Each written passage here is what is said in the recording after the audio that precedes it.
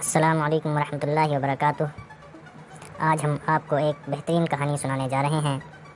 کہانی کا نام ہے النمل یعنی چینٹی۔ تو آئیے کہانی شروع کرتے ہیں۔ امی کمرے کی حالت دیکھ بہت مایوس تھیں۔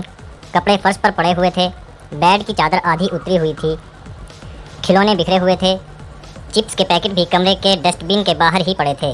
ریاض ایک بہت چست اور پھرتیلا بچہ تھا۔ روزانہ صبح سویرے جلدی اٹھتا، ضروریات سے فارغ ہو کر برش کرتا، نہاتا اور اپنے کپڑے بڑے ہی سلیقے سے میلے کپڑوں کی باسکٹ میں رکھتا۔ اسکول سے لوٹنے پر یونیفارم بھی اسی باسکٹ میں ڈالتا۔ پھر ایسا کیا ہوا تھا کہ وہ بدل گیا تھا۔ بہت دنوں پہلے کی بات ہے، جب ٹیچر نے کلاس میں ایک ہفتے کی تعطیلات کا اعلان کیا تھا کہ کورونا کی وجہ سے لاک ڈاؤن لگ رہا ہے، اسکول ایک ہفتے بند رہے گا۔ لیکن ایک ہفتہ ایک مہینے میں بدل گیا اور مہینہ سال میں۔ اس دوران آن لائن اسکول تو شروع ہی تھے، پھر بھی روٹین تو روٹین تھا جو ٹوٹ چکا تھا۔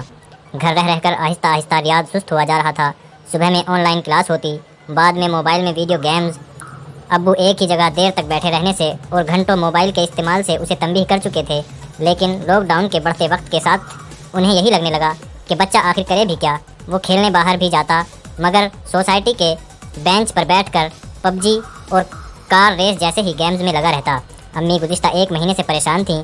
اس کی دلچسپی پڑھائی سے بھی ختم ہو رہی تھی۔ اس کا کمرہ صاف کرتے ان کو چیونٹیوں کی لمبی قطار نظر آئی۔ بلا ناغہ چیونٹیاں روزانہ آنے لگی تھیں۔ امی صفائی بھی کرتیں، لیکن وہ منہ چڑھانے آ ہی جاتی ہیں۔ آج امی انہیں دیکھ کر مسکرائیں۔ ریاض بیٹا ذرا یہاں آؤ۔ ریاض ابھی باہر جانے ہی لگا تھا کہ اسے پلٹنا پڑا۔ جی امی، چلو آج ہم دونوں مل کر ایک ایڈونچر کرتے ہیں۔ ریڈی؟ امی مجھے آج ٹورنامنٹ کھیلنا ہے، پلیز کل کریں کیا؟ اسے جانا تھا، زیادہ وقت نہیں لگے گا۔ ہم ٹھیک ہے بولے، پھر کرنا کیا ہے؟ وہ منع نہیں کر پا رہا تھا۔ یہ چونٹیاں آتی کہاں سے ہیں؟ چلو ہم انہیں دیکھیں گے۔ وہ کندھے اچکانے لگا۔ امی آپ بھی نا؟ چلو تو صحیح۔ امی تو پرجوش تھیں۔ دونوں غور کرتے کرتے قطار کے آخری سرے پر پہنچے تو معلوم ہوا کہ کھڑکی کے نیچے سے یہ چونٹیاں آتی ہیں۔ کتنی لمبی قطار ہے، میں سوچ رہی ہوں کل کتنے ہوں گے؟ 50 شاید۔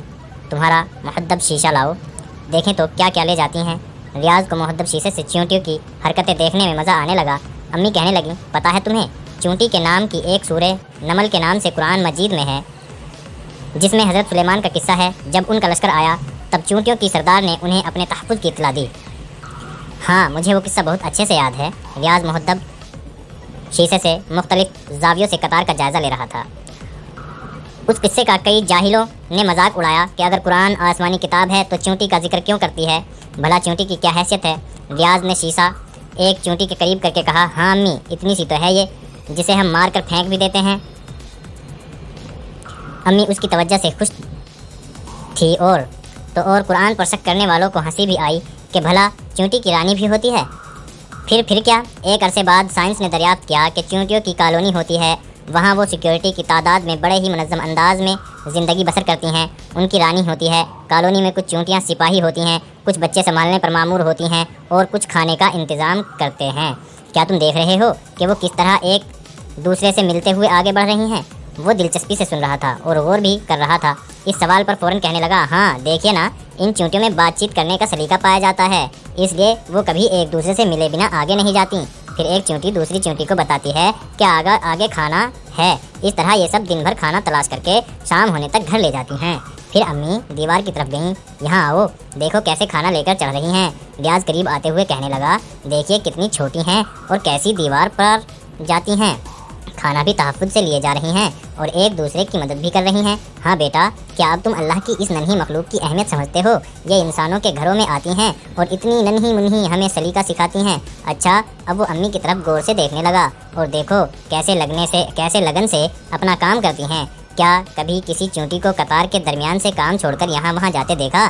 وہ سوچ میں پڑ گیا، میں کبھی اتنا غور نہیں کر سکا، مگر ہاں ان کی قطار نہیں ٹوٹتی، یہ میں کہہ سکتا ہوں۔ ہاں میرے بیٹے، قرآن بھی اللہ کی مخلوق پر غور کرنے کو کہتا ہے۔ یہ انوکھی مخلوق ہمیں سکھاتی ہے کہ پورے خلوص سے کام کو انجام دینا اور کام کی تکمیل تک اپنا جذبہ کو برقرار رکھنا ہے۔